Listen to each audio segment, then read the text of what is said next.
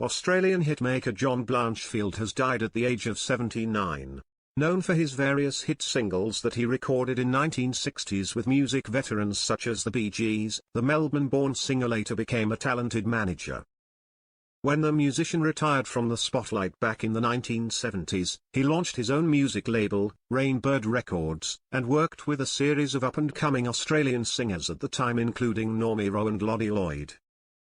His family announced his tragic death on John's Facebook page on Thursday night, August 7.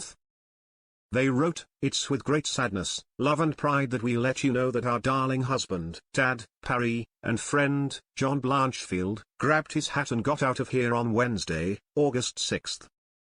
John's great loves were music and good people, and his days were filled with both until the last moment." John's father, a cobbler, left the heart of Melbourne to resettle his family in Brisbane in the early 1940s.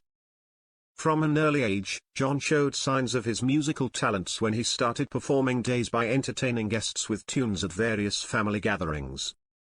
After moving out at the age of 18 and travelling back to Melbourne, John was working as a postman when he got his first big break in the music industry.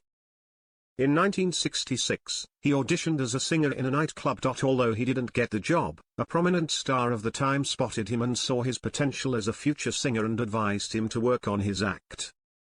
The budding pop singer returned to Brisbane and scored a regular spot on Countdown, a music program broadcast on TVQ0. John appeared each week to sing covers of hit tunes. Later on in his career, he met the Bee Gees backstage during the recording of a show. The Saturday Night Fever hitmakers, who were already big stars at the time, brought John to Sydney to record his first major single.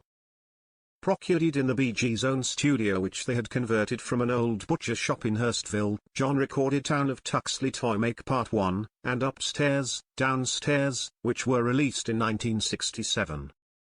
The songs were specially written for him by the Bee Gees members Barry, Robin, and Maurice Gibb.